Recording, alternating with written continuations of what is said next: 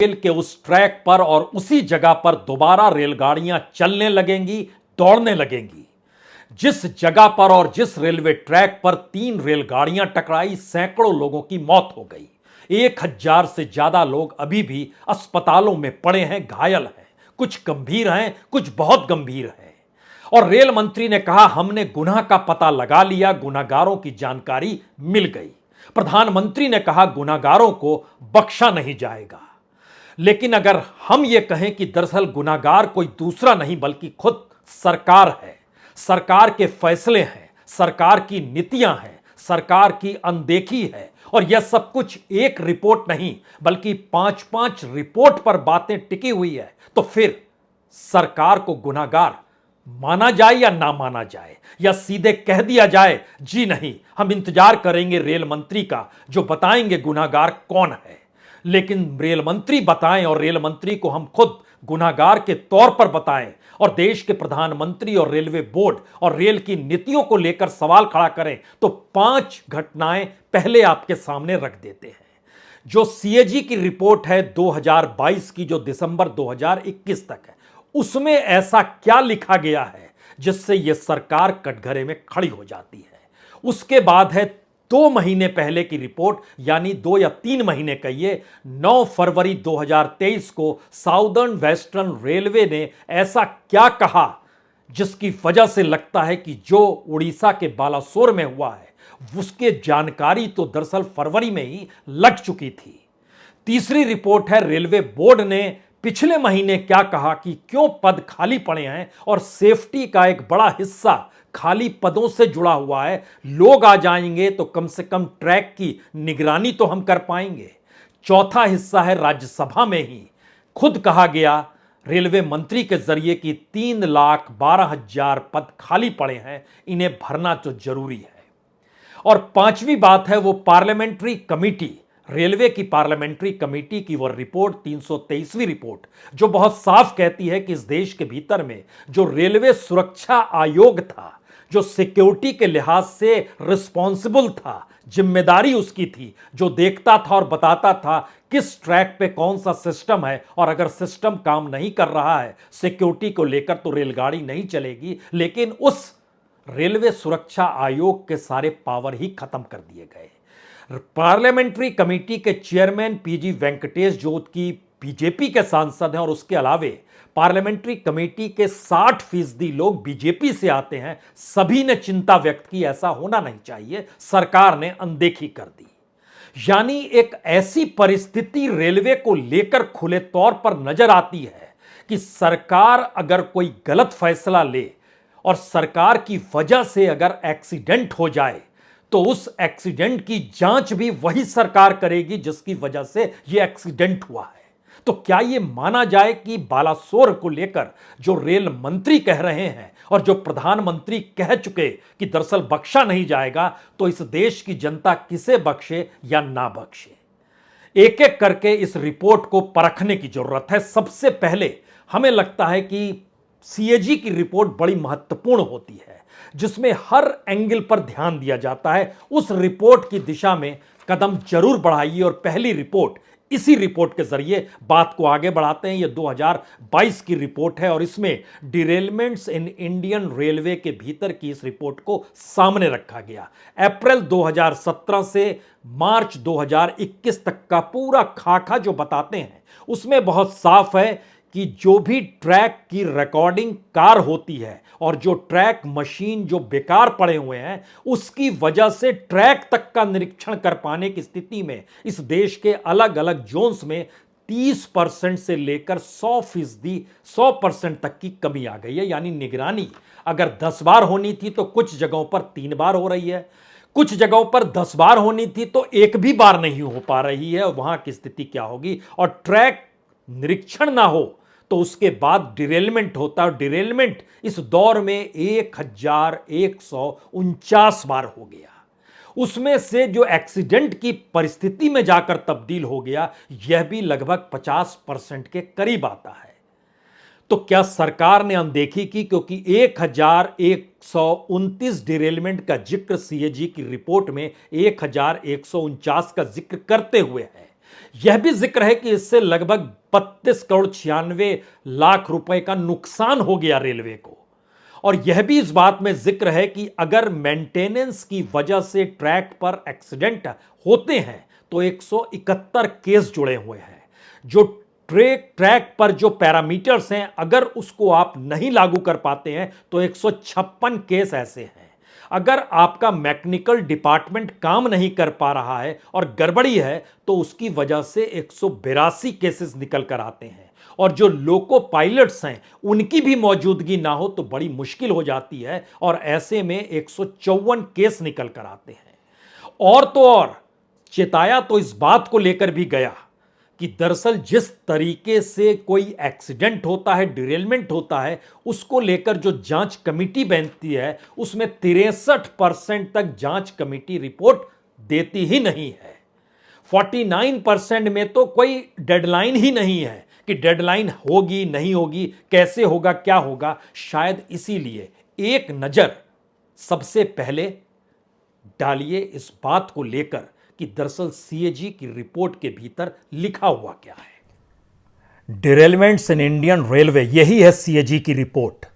इस रिपोर्ट के भीतर बहुत ही कैटेगरली बतलाया गया है कि रेल सेफ्टी और दुर्घटना से बचने के बेसिक टारगेट तक को सरकार पकड़ नहीं पाई। और अगर हर पन्ने को पलटना शुरू कीजिएगा तो उसमें शुरुआत में ही है कि पैसे जो खर्च हो रहे थे वो नन प्रायोरिटी पर ज्यादा थे, यानी प्रायोरिटी वाले वर्क पर ध्यान ही नहीं दिया गया। और 2017 से 2021 तक के बीच में 10 में से 7 रेल दुर्घटनाएं ट्रेन डिरेलमेंट की वजह से होती है।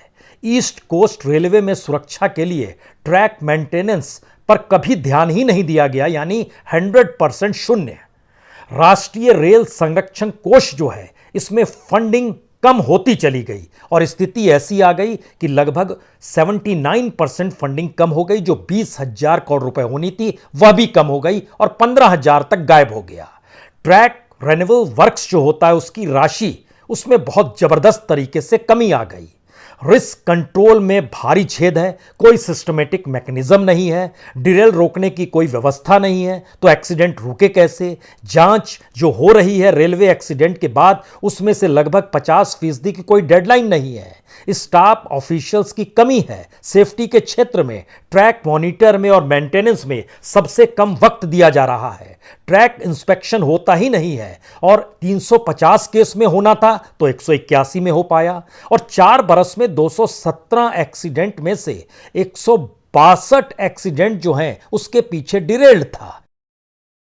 अगर इस सीएजी रिपोर्ट को एक लाइन में कहा जाए तो बहुत साफ है कि सीएजी अपनी रिपोर्ट के जरिए बता रही है, अगर इसके तहत आपने पहल की शुरुआत नहीं की तो इस देश के भीतर जो भी रेल का एक्सीडेंट होगा वह तो एक आपराधिक कार्रवाई के तहत माना जाए, क्योंकि समूचा कच्चा चिट्ठा तो आपके सामने हमने दे दिया कि 10 में से 7 रेल दुर्घटना की वजह ट्रेन का डिरेलमेंट होता है और डिरेलमेंट की वजह रेलवे ट्रैक होती है। और रेलवे ट्रैक की सुरक्षा तो दूर, मॉनिटरिंग तक नहीं कर पाते हैं, यानी सेफ्टी आपका शून्य है।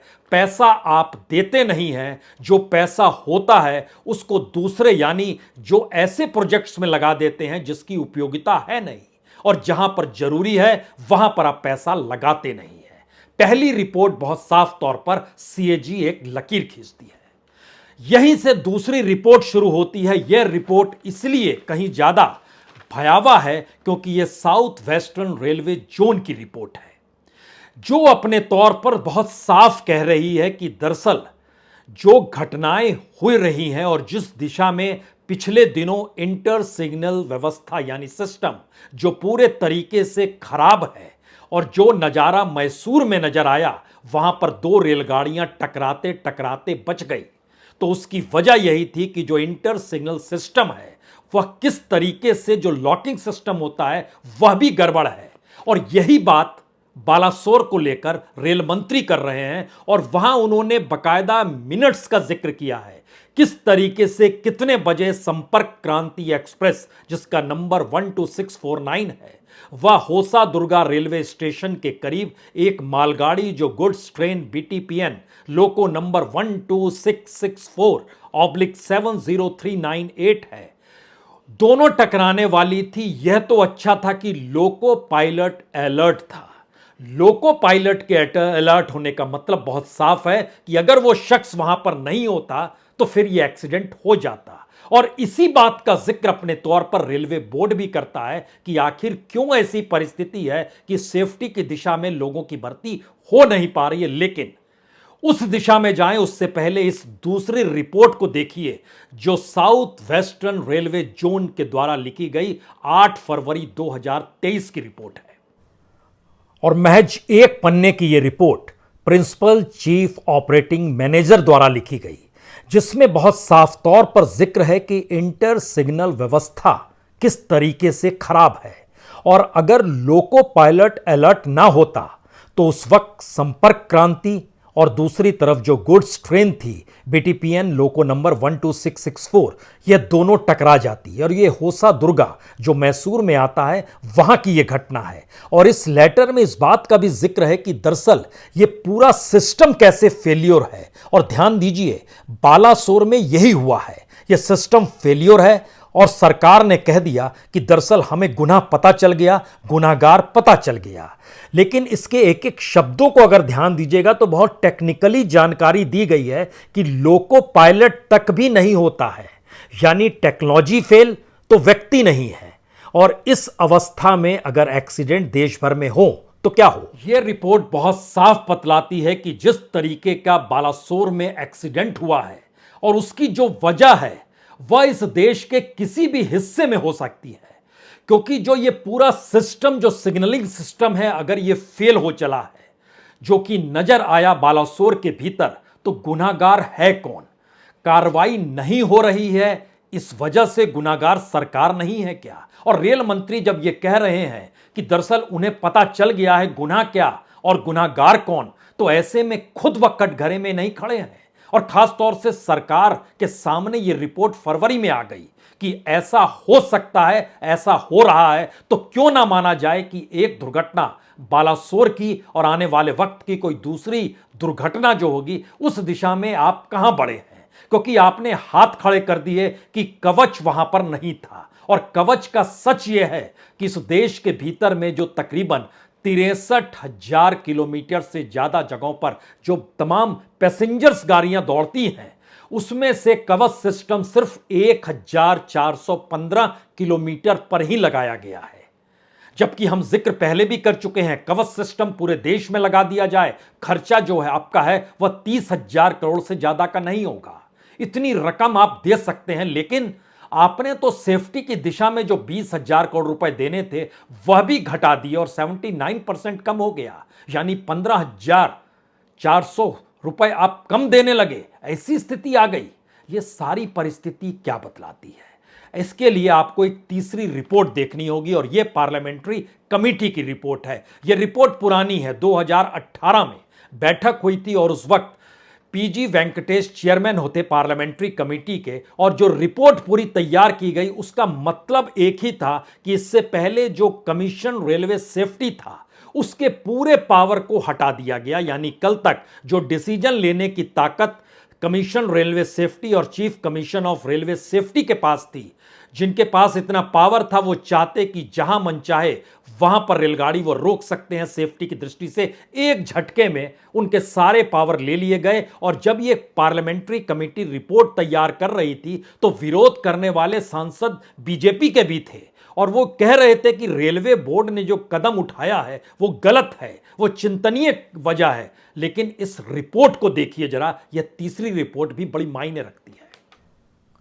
और पार्लियामेंट्री कमेटी की यह रिपोर्ट तो कमाल की है और शायद भारत अपने आप में अनूठा देश होगा जब 2018 में उसने फैसला लिया कि अब सेफ्टी कमीशन को कोई पावर ही नहीं होगा, यानी कमीशन रेलवे सेफ्टी और chief commission of railway safety दोनों के सारे पावर ले लिए गए। और यह पार्लियामेंट्री कमेटी का मतलब है कि सांसद, और उसमें भी बीजेपी के सांसद सबसे ज्यादा, चेयरमैन भी बीजेपी के ही पीजी वेंकटेश, और सभी ने कहा कि दरअसल सुरक्षा के हित में यह सही नहीं है, सुरक्षा के प्रति लापरवाही बरती जा रही है। और पुरानी व्यवस्था ठीक थी जो अंग्रेजों के दौर से चली आ रही थी। और यह कैसे संभव है कि रेलवे बोर्ड के पास ही सारे अधिकार दे दिए जाएं? तो सेफ्टी को लेकर नजरिया अगर अलग से कमीशन नहीं देखेगी तो फिर रेलवे बोर्ड अपनी कमजोरी और गड़बड़ी को कैसे बताएगा? बालासोर में यही हुआ। जिन्होंने अपराध किया वही तय कर रहे हैं अपराधी कौन है। यानी पार्लियामेंट्री कमेटी यह मानती है कि सरकार के लिए प्राथमिकता सुरक्षा है ही नहीं, और एक के बाद एक 3 रिपोर्ट जो दस्तावेज की शक्ल में है, क्या यह प्रधानमंत्री के टेबल पर नहीं होगी? क्या यह रेल मंत्रालय में नहीं होगी? क्या यह रेल मंत्री के सामने नहीं होगी? अगर इन सवालों पर गौर कर रहे हैं तो उसके बाद एक सवाल और है कि जब टेक्नोलॉजी काम ना करे तो फिर मनुष्य ही काम करता है। जो पायलट जिसने मैसूर में दुर्घटना होने से रोक दिया क्योंकि वहां पर टेक्नोलॉजी काम नहीं कर रही थी और उनकी वजह से 2 ट्रेनें नहीं टकराई, तो क्या इस देश के भीतर में रेलवे मंत्रालय जो खाली पद पड़े हैं उन्हें भी भर्ती कर पाने की स्थिति में नहीं है? क्योंकि बकायदा जो जानकारी निकल कर आती है, राज्यसभा में रेल मंत्री ने जवाब दिया था बजट सत्र के दौरान। उनसे पूछा गया था कितने पद खाली हैं और जो पद खाली हैं वो किस किस जगह पे भर्ती होंगे, तो उन्होंने कहा देखिए ये सारे पद नॉन गेस्टेड हैं और 3,12,000 पद खाली पड़े हैं। लेकिन उसके भीतर का सच यह है कि जैसे सेंट्रल जोन में 28,650 पद खाली पड़े हैं, उसमें से 14,203 पद सेफ्टी कैटेगरी में आते हैं। जो ईस्टर्न जोन के भीतर 30,141 पद खाली पड़े हैं, उसमें से लगभग 11,000 पद सेफ्टी कैटेगरी में आते हैं। और यही स्थिति वेस्टर्न जोन के भीतर खाली पड़े 30,476 पदों को लेकर है, और यही स्थिति नॉर्थ जोन में 38,754 खाली पदों को लेकर है। यानी सैंक्शन पद हैं, आपको कोई अलग पहल नहीं करनी है, उस सैंक्शन पदों को भरना है। और उन पदों के भीतर वो नॉन गेस्टेड ही क्यों ना सही, लेकिन उस भर्ती के बाद जो सेफ्टी की परिस्थिति होती है, जिसका जिक्र एक एक करके सीएजी ने बड़ी कैटेगरली किया अपने तौर पर, जिसका जिक्र सेफ्टी के लिहाज से पार्लियामेंट्री कमेटी ने किया, और जिसका जिक्र जो वेस्टर्न कमांड है, जो साउथ वेस्टर्न रेलवे जोन है, उसकी रिपोर्ट में निकल कर आया। ये सारी चीजें इसलिए बड़ी महत्वपूर्ण है क्योंकि पिछले ही महीने रेलवे बोर्ड ने, जो 30 मई 2023 का हम जिक्र आपसे कर रहे हैं, रेलवे बोर्ड की तरफ से कहा गया उनके अधिकारियों की वजह से कि पदों को जल्दी भरिए क्योंकि खाली पद रहेंगे, व्यक्ति कम है तो काम पर असर पड़ रहा है। 8-9 घंटे की ड्यूटी 12 घंटे में तब्दील की जा रही है, ट्रैक्स का निरीक्षण कर पाने की परिस्थिति में नहीं है। और इसका कंक्लूजन जो निकाल रहे थे कि ट्रेन एक्सीडेंट की दिशा में बढ़ रही है। तो क्या यह ना माना जाए कि जिसको गुनहगार को खोजा जा रहा है वो तो आंखों के सामने है, क्योंकि सरकार का काम और क्या है, मंत्री का काम और क्या है। और जो यह माना जाता है कि पार्लियामेंट्री ऑफिस में, यानी देश के प्रधानमंत्री के कार्यालय के भीतर में सेक्रेटरी लेवल के जो तमाम अधिकारी हैं वो कमोवेश हर डिपार्टमेंट को देखने के लिए मौजूद हैं, तो फिर उनका काम क्या है? और पूरी की पूरी रिपोर्ट अगर आप देखते चले जाते हैं, उसके एक एक मिनट्स को देखते हैं, तो 4 सवाल इतने बड़े उभरते हैं जो बहुत साफ तौर पर कहते हैं कि सरकार का नजरिया ऐसे प्रोजेक्ट की दिशा में पैसे को बहाना है जो मौजूदा वक्त में इंफ्रास्ट्रक्चर को लेकर कमजोर होती परिस्थितियों के अंतर्गत जो पूरा सिस्टम हमारा काम कर रहा है उस दिशा में काम ही नहीं करे, सब नए प्रोजेक्ट की दिशा में चले जाएं। हो सकता है आपके जहन में यहां पर वंदे भारत चले, हो सकता है आपके जहन में कोई दूसरा प्रोजेक्ट जहन में आए, लेकिन इस दिशा से पूरा ध्यान भटकाया गया। पहला सवाल था। दूसरा सवाल है कि सेफ्टी प्राथमिकता है ही नहीं, पार्लियामेंट्री कमेटी ने खुले तौर पर इसको बखान कर दिया। और उसके बाद सेफ्टी जब आपकी प्राथमिकता नहीं रहेगी तो जो इंफ्रास्ट्रक्चर आप डेवलप करेंगे वो नए विजन को लेकर करेंगे, और नया विजन कहता है कि दरअसल इस देश के रईसों को लुभाइए, या इस देश के भीतर में आप रेलवे जो लाइफलाइन है उससे भी आप कितना पैसा बना सकते हैं उस दिशा में आइए। और यही वजह है कि रेलवे के जरिए भी जो उसको मोनेटाइज करने की बात है उसमें 2025 तक 2 लाख करोड़ रुपए सरकार कमाना चाहती है। यानी एक तरफ आप ध्यान नहीं देते हैं, आपकी प्राथमिकता नहीं, दूसरी तरफ आप पैसा बनाना चाहते हैं। और तीसरी परिस्थिति है कि इस देश के भीतर में जो लोग सफर करते हैं रेल से ही और उनके सामने कोई दूसरा ऑप्शन नहीं है, चाहे वो दुरुस्त ग्रामीण इलाका हो या शहरी इलाका हो, एक बड़ा तबका नहीं बल्कि समूचा देश ही रेल से चलते हुए दिखाई देता है। क्योंकि जब आप हवाई जहाज की तुलना करेंगे तो हवाई जहाज को आपको 1000 गुना से भी कहीं ज्यादा से स्थिति में लोगों को खड़ा करना पड़ जाएगा, इतनी बड़ी तादाद रेलवे से जुड़ी है। और वहां की परिस्थिति के भीतर उस बेसिक इंफ्रास्ट्रक्चर, उस बेसिक सेफ्टी कमीशन, उस बेसिक इंटरलॉकिंग सिग्नल सिस्टम, इन तमाम चीजों पर ध्यान नहीं देना और सारी जानकारी आपको होना, तो क्या आपको कटघरे में नहीं खड़ा किया जाए? क्या आप गुनाहगार नहीं हैं? क्या आपको सजा नहीं होनी चाहिए? और आखिरी सवाल शायद सबसे बड़ा है, इसलिए बड़ा है क्योंकि एक दुर्घटना हो गई, उसके बाद रेल मंत्री जिस तरीके से 24 नहीं 36 घंटे से लगातार नजर आ रहे हैं, प्रधानमंत्री भी वहां पर कुछ घंटों के लिए नजर आए। सवाल यह है कि सिस्टम चलाने के लिए घटना स्थल पर जाकर निरीक्षण करना, तो क्या पूरा सिस्टम कोलैप्स कर गया है और आपकी मौजूदगी ही उस सिस्टम को सक्रिय करती है, अन्यथा आप कुछ भी ध्यान देने की स्थिति में नहीं है? तो इसका मतलब है कि प्रधानमंत्री का मूवमेंट इस देश का मूवमेंट है, रेल मंत्री का मूवमेंट उन पूरे अधिकारी नौकरशाह पूरा सिस्टम का मूवमेंट है, अन्यथा कोई मूवमेंट नहीं होगा। अगर जिम्मेदारी है और अगर जिम्मेदारी लेने की परिस्थिति है तो उस देश के सामने इन रिपोर्ट्स को खुल्लम खुल्ला लाके रखना होगा और बताना होगा, हां हमसे गलती हो गई। इस देश के भीतर में मौत कम नहीं होती है, लेकिन मौत से लेकर जिम्मेदारी से पल्ला झाड़ते हुए आगे बढ़ जाना और बताना कि हमारा विजन बड़ा शानदार है, शायद इससे विभत्स स्थिति दूसरी कोई होती भी नहीं है। और शायद इसीलिए गुनाहगार कोई दूसरा नहीं है, सरकार है। सरकार की नीतियां हैं, सरकार के फैसले हैं, सरकार की अनदेखी है। और इसीलिए कोई सिस्टम, सिग्नल सिस्टम और इंटरलॉकिंग सिग्नल सिस्टम फेल नहीं किया है, यह सरकार फेल कर रही है। डिरेल्ड रेलगाड़ी नहीं है, सरकार डिरेल्ड हो रही है।